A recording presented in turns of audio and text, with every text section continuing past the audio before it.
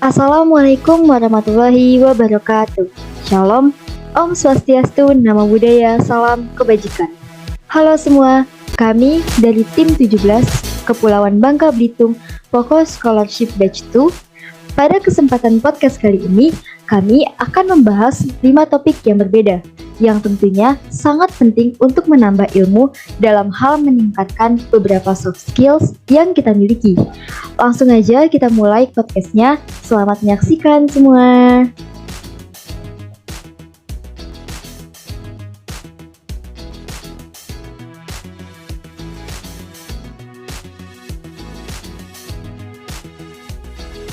Iya, halo juga Kak. Gimana Kak kabarnya pada hari ini? Alhamdulillah kabarku baik nih Kak. Kalau Kakak sendiri gimana nih kabarnya? Aku juga baik Kak. Oke Kak, jadi hari ini adalah hari dimana kita akan sharing session bersama Kak NJ nih. Nah, untuk sharing session ini kita akan membahas mengenai membangun teamwork yang baik. Mungkin lebih tepatnya seperti tips and trick ya Kak? Iya, benar-benar. Mungkin untuk pertanyaan awal ya Kak, menurut Kakak teamwork itu apa sih Kak? Oke, teamwork ya. Kalau menurut arti dari kata teamwork kan berarti kan kerja sama tim gitu ya. Nah, menurut aku teamwork itu tuh bentuk kerjasama antara dua orang atau lebih. Nah, dalam hal ini nih kerjasama yang dimaksud itu bisa berbentuk apapun, dimulai dari berbagi ilmu, pengetahuan, ide ataupun lainnya. Oke, Kak NJ sendiri pernah melaksanakan teamwork? Oke, aku sendiri bisa dibilang sering gitu ya melakukan teamwork karena memang sejak di bangku sekolah dasar gitu atau SD itu kan pasti kita ada gitu yang namanya teamwork. Mungkin yang saat itu tuh namanya itu kerja kelompok gitu ya. Nah, di mana saat itu mungkin belum terlalu paham banget gitu mengenai teamwork karena pada saat SD ya aku berpikir gitu kalau misalnya kerja kelompok itu kan pasti kayak kita kerja bareng-bareng bersama kelompok gitu. Nah, namun semakin aku mengikuti beberapa organisasi, aku pun jadi mengenal sedikit demi sedikit apa itu teamwork yang sebenarnya. Wah keren, berarti organisasi yang KNJ ikuti banyak ya Kak? Dan kalau boleh tahu gimana sih cara awal kita membangun teamwork yang baik? Oke, kalau dibilang banyak sih sebenarnya nggak terlalu ya, tapi kalau menurut aku itu udah lumayan gitu. Nah, cara membangun teamwork yang baik menurut aku, yang pertama itu kita harus tahu gitu, kejelasan tujuan serta misi yang akan dijalankan. Nah, menurut aku itu sangat penting karena ketika kita berkumpul untuk bekerja sama, itu pasti kan ada suatu tujuan yang sangat ingin kita gapai bersama-sama. Nah, yang kedua ini adalah menjaga komunikasi agar tetap terbuka. Nah, setelah kita tahu gitu ya, tujuan apa yang akan kita tuju bersama-sama, barulah kita ini mulai untuk melaksanakannya. Nah, di mana hal itu tuh pastinya itu diawali oleh pembicaraan mengenai strategi untuk melaksanakannya. Nah, maksud dari komunikasi tetap terbuka ini, kita ini harus menciptakan ruang di mana teman-teman atau anggota dalam kelompok itu tuh bebas untuk mengekspresikan atau mengutarakan pendapatnya tanpa perlu mereka ini khawatir apapun gitu. Nah, untuk yang selanjutnya ialah kalau menurut aku selalu melakukan keputusan tuh bersama-sama gitu. Nah, pastinya kan dalam teamwork ini tuh akan ada suatu permasalahan gitu di mana kita harus bisa menyelesaikan permasalahan tersebut.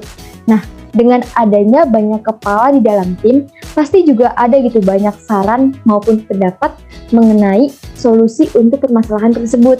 Nah, untuk itu, dalam memutuskan solusi, kita tidak boleh egois gitu. Dimana kita harus solusi kita sendiri yang dipilih. Nah, jadi kita harus mencari jalan tengah untuk menyelesaikan permasalahan tersebut gitu. Nah, hal tersebut tuh bisa dilakukan dengan beberapa hal seperti musyawarah maupun voting. Ternyata seperti itu ya Kak. Kalau menurut Kakak, kepemimpinan dalam teamwork itu penting gak sih Kak? Seperti leader dalam kelompoknya. Oke, kalau menurut aku tuh penting banget ya, karena kan kayak ibaratnya sebuah kapal itu berlayar tanpa nahkoda. Nah, kapal itu tuh pasti kayak nggak jelas gitu kan arahnya gitu, arah kemananya itu nggak akan berjalan dengan baik gitu. Nah, begitupun suatu kelompok gitu, maupun kelompok kecil atau besar itu pasti harus ada gitu yang namanya leader atau ketua dalam kelompok tersebut. Oke, kalau begitu menurut kakak leader yang seperti apa sih yang bisa membangun teamwork dengan baik? Oke, menurut aku yang pasti leader itu wajib memberi arahan kepada anggota timnya agar mereka tuh fokus dalam mencapai tujuan serta misi yang sudah ditetapkan. Oke, pertanyaan terakhir nih kak, boleh nggak kak ceritain gimana pengalaman teamwork kakak selama mengikuti organisasi?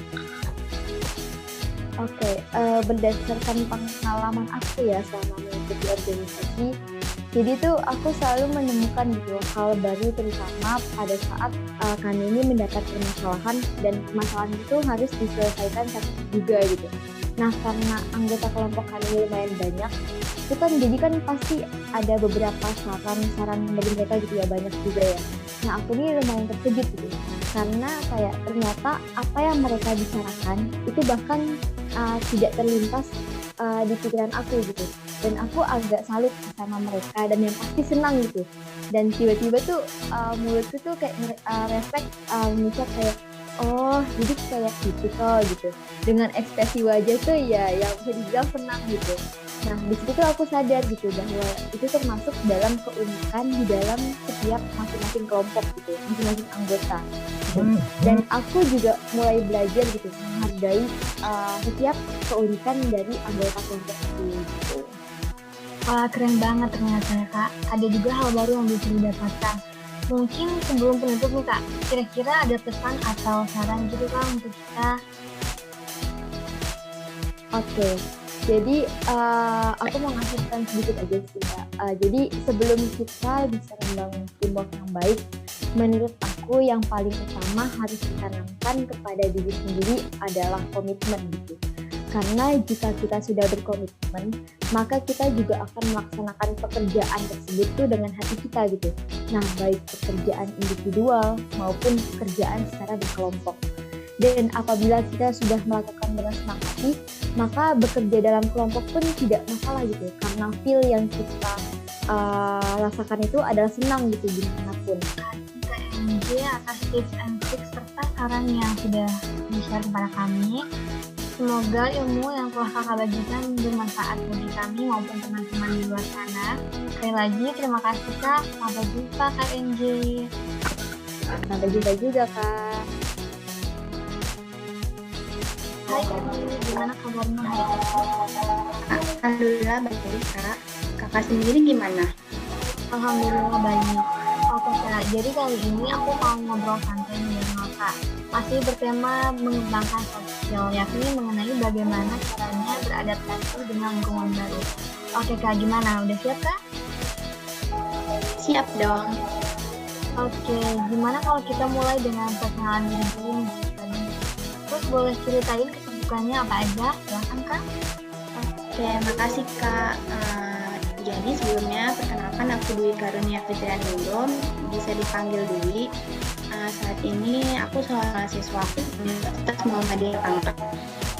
Selain aktif berkuliah, aku juga sering ikut latihan dan komunitas yang mana kegiatannya online, yang memang lebih nyaman untuk introvert seperti aku.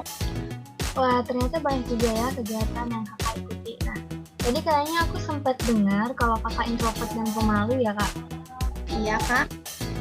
Wah, keren banget. Aku mau tanya dong, gimana kakak bisa tetap aktif ikut kegiatan seperti sekarang ini? Sekaligus gimana sih caranya kakak bisa beradaptasi di setiap lingkungan yang baru, apalagi sebagai seorang introvert gitu?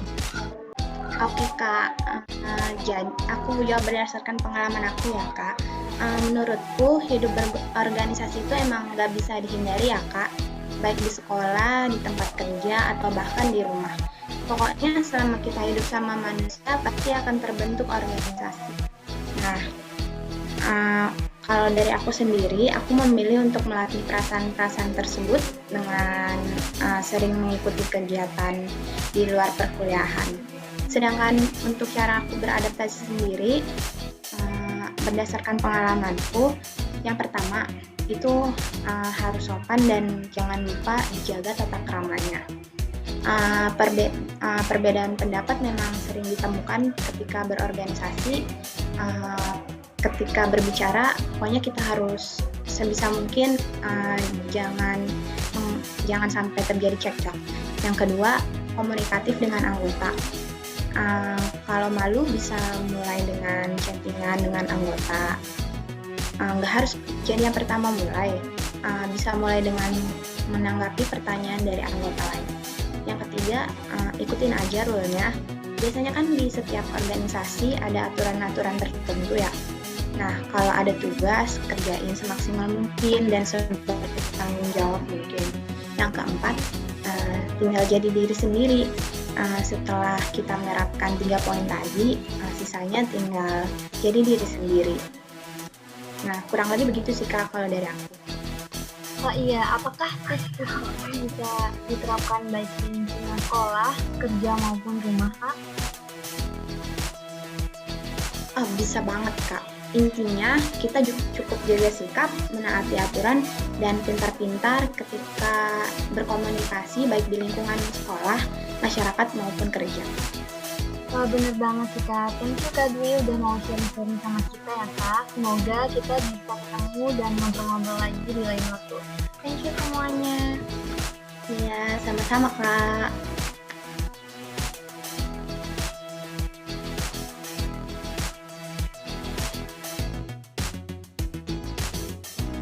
Oke, selanjutnya kita akan membahas hal yang gak kalah penting dan menarik dari topik sebelumnya nih, yaitu melatih komunikasi yang baik.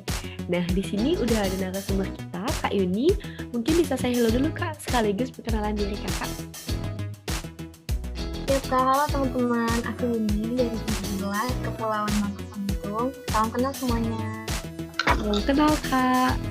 Oke Kak, mau tahu dong Kak, akhir-akhir ini lagi sibuk ngapain aja nih Kak selain menjadi awardee Fokus Scholarship?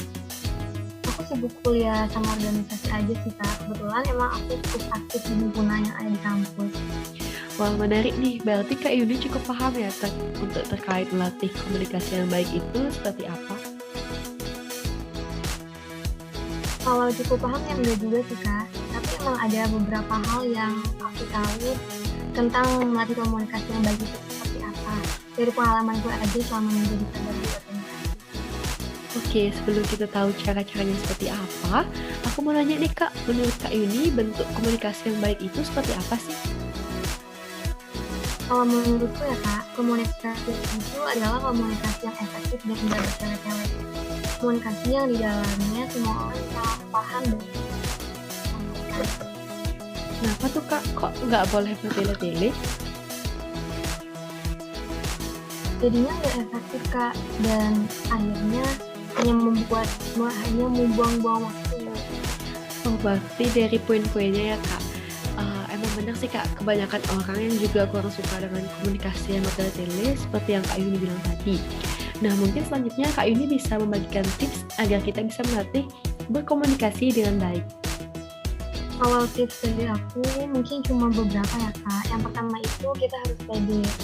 Bisa jadi info yang ingin kita sampaikan kurang lengkap karena buru-buru yang disebabkan nggak pede itu tadi. Bahkan ada juga kasus di mana saking nggak pedenya buat ngomong atau berkomunikasi, jadilah nggak ngomong dan memilih diam. Selanjutnya itu lingkungan yang mendukung. Karena lingkungan yang mendukung di dalamnya ada orang-orang yang senang berkomunikasi atau juga sedang melatih cara mereka berkomunikasi.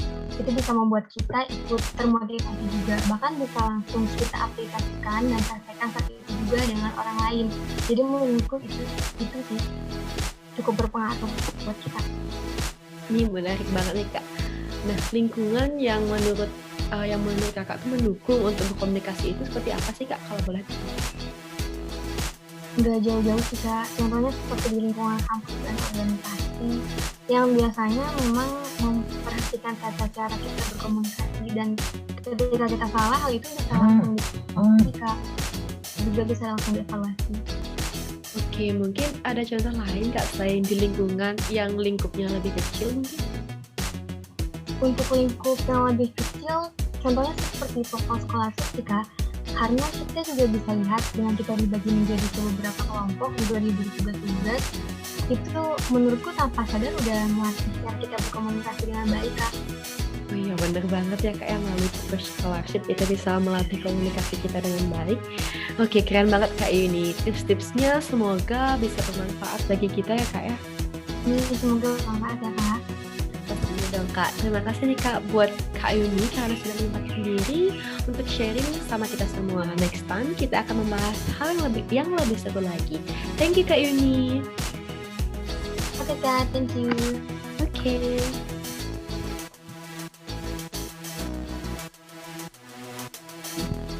Selanjutnya, kita akan membahas topik yang tentunya menarik dan pastinya dapat bermanfaat untuk kehidupan kita sehari-hari nih.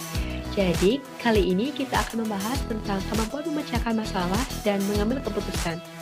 Oke, mungkin udah pada nggak sabaran nih buat dengerin diskusi kita yang pembahasannya menarik banget. Mungkin langsung kita mulai aja diskusinya nih Kak. Jadi aku mau nanya-nanya nih sama narasumber kita yaitu Kak Evi. Gimana, boleh kan Kak kita ditanya-tanya nih? Boleh banget dong. Oke, sepertinya narasumber kita semangat banget nih buat kita tanya-tanya. Jadi aku mau nanya nih Kak, pentingnya memiliki kemampuan memecahkan masalah itu apa sih? Jadi dengan kamu memiliki kemampuan memecahkan masalah atau problem solving, kamu dapat mengidentifikasi masalah tersebut, mencari tahu kenapa tidak berjalan sesuai dengan harapan, dan menentukan tindakan atau solusi untuk memperbaikinya. Sehingga kamu dapat mengontrol kehidupanmu untuk menjadi lebih baik. Nah, kemampuan problem solving juga memungkinkan kamu untuk dapat memanfaatkan sebuah masalah menjadi peluang di kehidupan. Misalnya, ketika di tempat kerja, kamu dan anggota tim sedang mengalami sebuah masalah. Secara inisiatif, kamu menawarkan diri untuk mencari solusi terbaik atas masalah tersebut. Ketika kamu dapat menyelesaikannya, maka dirimu bisa dianggap sebagai seorang problem solver. Problem solver adalah orang yang dianggap sebagai pemecah masalah atau orang yang dapat diandalkan untuk menyelesaikan berbagai masalah, sehingga akan berdampak positif bagi kinerja dan karir kamu.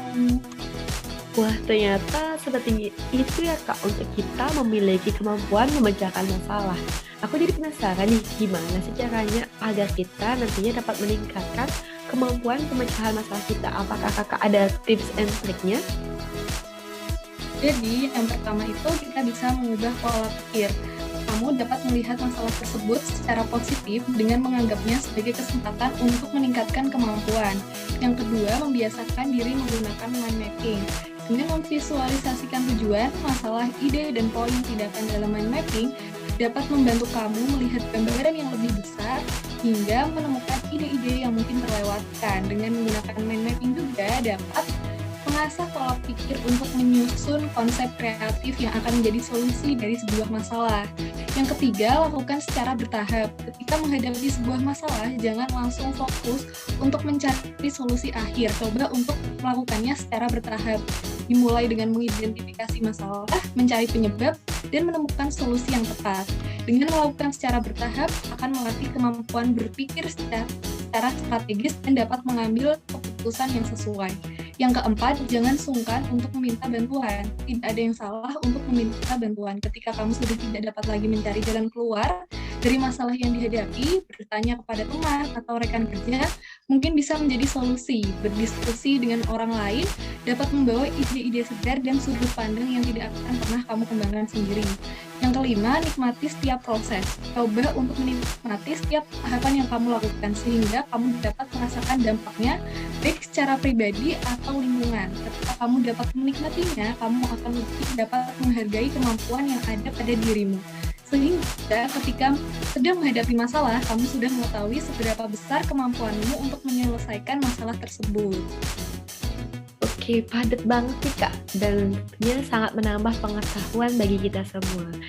Oke, selanjutnya aku penasaran banget nih Kak, sama kemampuan mengambil keputusan itu apa sih kira-kira? Jadi, kemampuan mengambil keputusan atau decision making itu merupakan proses penyelesaian masalah dengan metode pengambilan keputusan dari dua pilihan yang memungkinkan. Decision making harus dilakukan seobjektif mungkin dengan melakukan proses identifikasi masalah. Oh, jadi itu ya kemampuan mengambil keputusan atau decision making. Aku mau tanya lagi nih dong Kak, berarti skill decision making itu berarti sangat penting ya Kak? Iya dong, pastinya sangat penting saat mulai bekerja. Kemampuan decision making menjadi lebih penting karena setiap keputusan yang dibuat akan berpengaruh untuk anggota tim dan perusahaan. Apalagi jika kamu sudah ada di posisi lead, maka skill decision makingmu harus sudah benar-benar matang. Oh, seperti itu ya, Kak. Wah, ternyata kemampuan soft skill dalam memecahkan masalah dan mengambil keputusan itu ternyata sepenting itu ya. Dan kemampuan itu juga bisa kita latih dan kita asah. Oke, terima kasih banyak ya, Kak, karena sudah bersedia menjadi narasumber dengan pembahasan yang menarik ini, Kak Evi. Nah, harapannya semoga ilmu-ilmu yang kita dapatkan di sini dapat menambah pengetahuan baru bagi kita semua. Untuk itu mungkin kita cukupkan saja ya, Kak, sampai sini pembahasannya. Terima kasih ya, Kak, udah memberikan sharing tentang pemecahan masalah dan mengambil keputusan. Oke, sama-sama. Oke, sampai jumpa, Kak.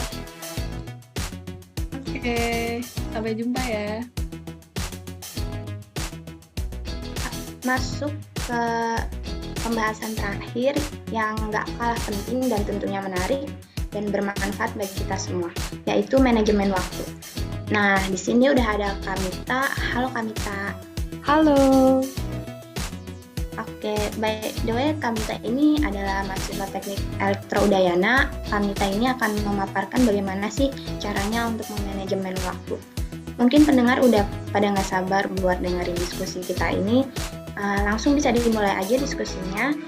Jadi aku mau tanya-tanya nih sama Kamita. Boleh kan? Oh, tentunya boleh dong. Silakan.